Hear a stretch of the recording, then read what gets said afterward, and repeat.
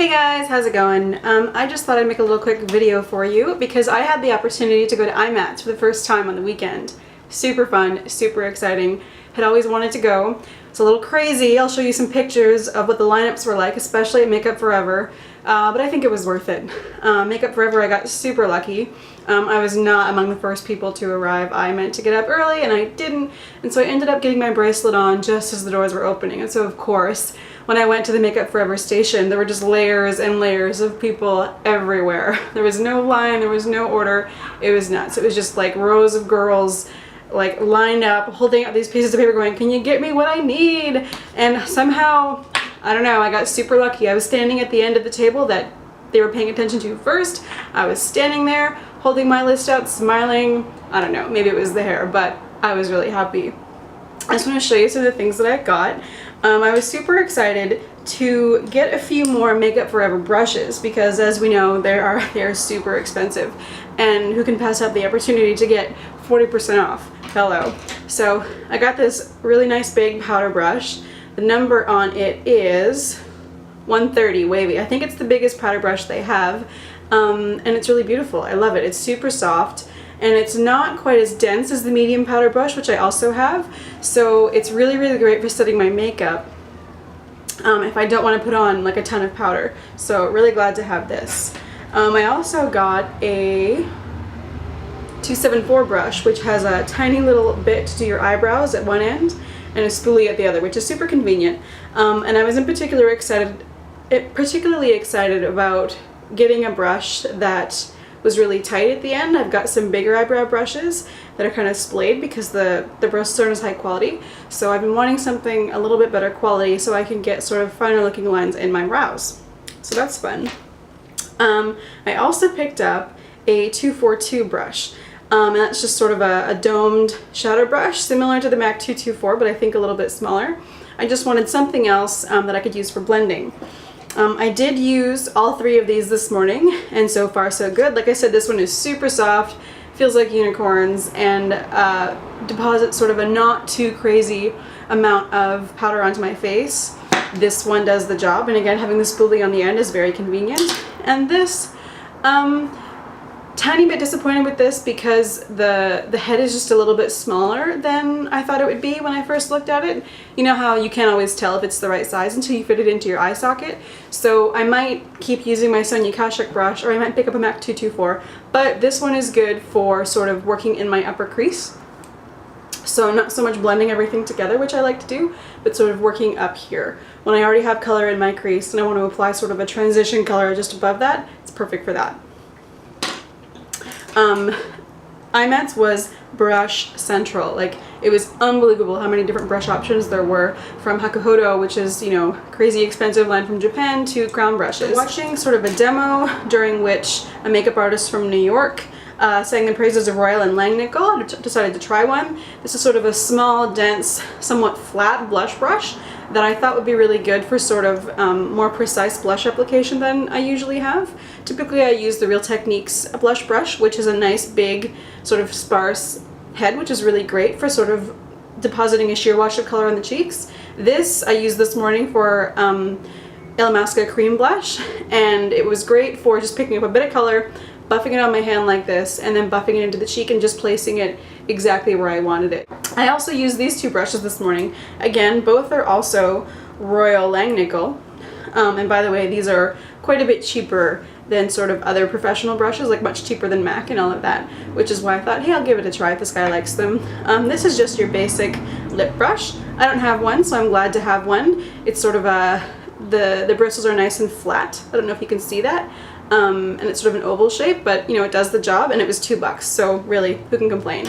This brush, more disappointing, also Royal and Langnickel, sort of a really fine-tipped eyeliner brush, and I was hoping that this could sort of be a stand-in for my MAC 210 for when it gets too old. It doesn't feel good. I mean, see, there's sort of this nice fine tip point here, but it doesn't apply with a fine tip point, and it feels really scratchy. So that's a fail, but you know, $2, it's okay. I'll live.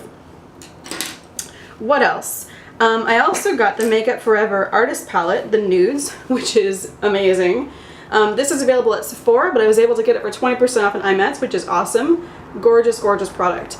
I don't know if you've tried Makeup Forever Artist Shadow, but if you haven't, now is the time. I swear that they are some of the best brushes on the, best eyeshadows on the market. I'll just swatch them quickly for you here.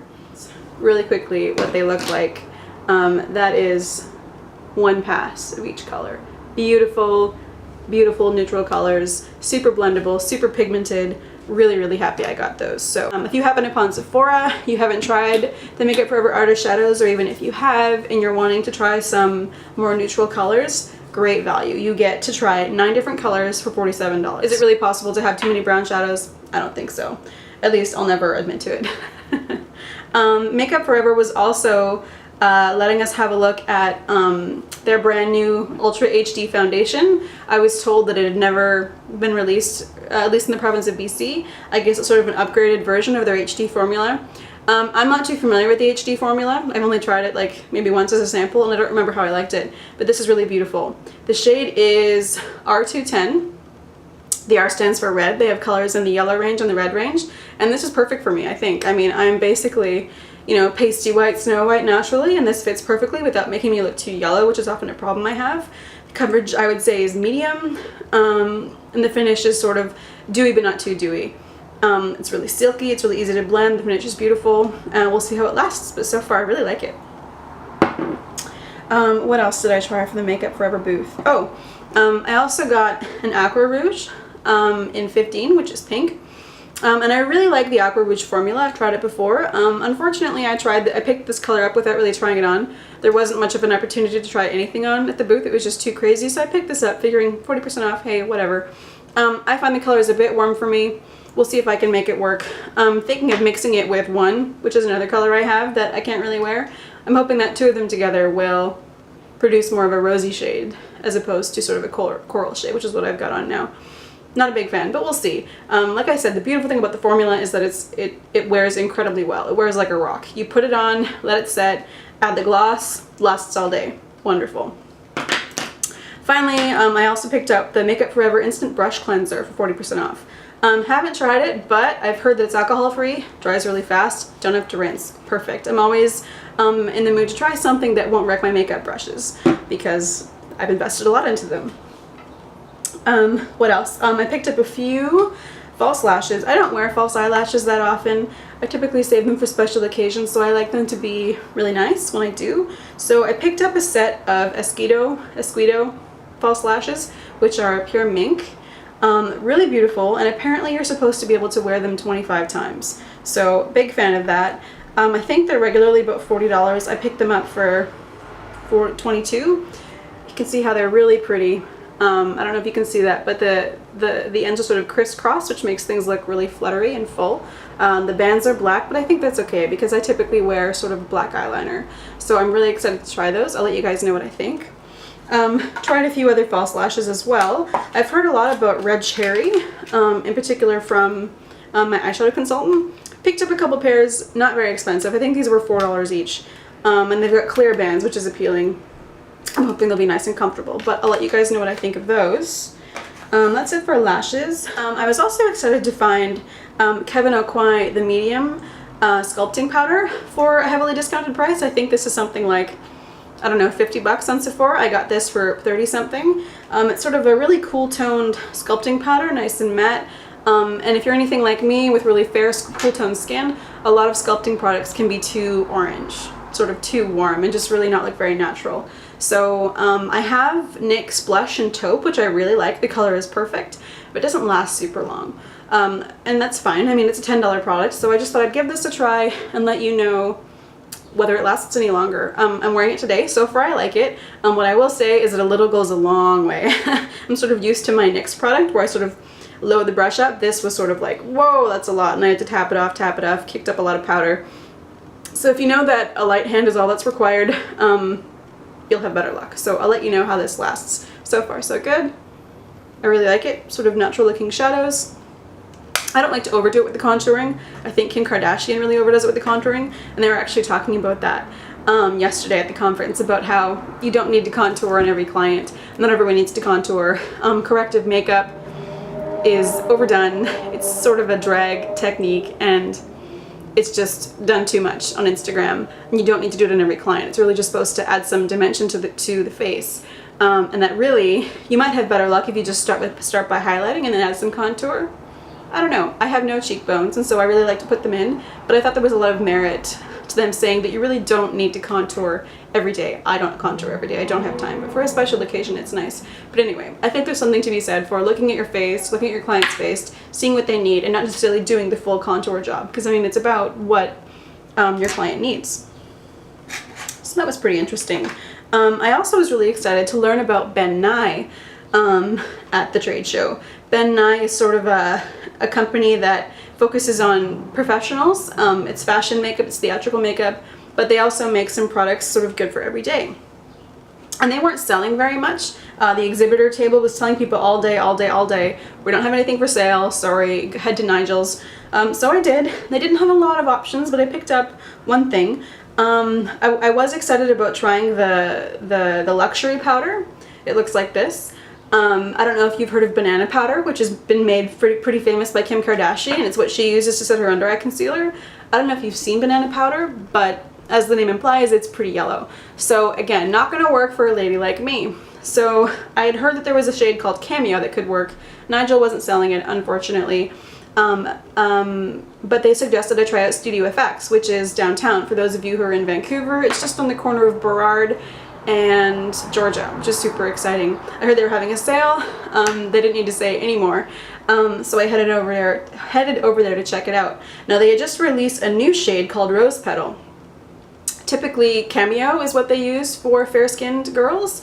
It's sort of a pinkish beige. I'm not beige at all. I'm pink and white.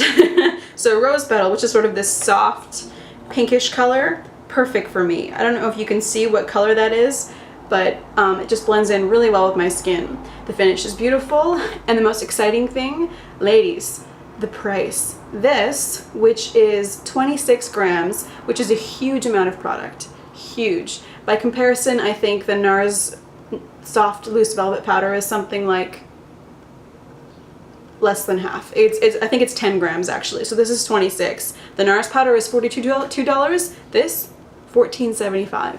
$14.75. The value is amazing, and so far, from what I can see, the quality is absolutely comparable. I mean, this is what they use in Hollywood for photo shoots and on film sets. It's great stuff. It's soft. It's very finely milled. It's silky. One thing you might want to keep in mind is that it's matte. I don't mind that. I don't find that it's an overly powdery matte. It's a nice matte, but if you don't like matte, stay away. If you do like matte, give it a try. The way I say, you can always set your makeup and sort of make things look more luminous with a cream blush, cream highlighter, or a finishing spray like MAC Fix Plus. Anyway, I'm excited about this, and I'm going to be testing it more and more.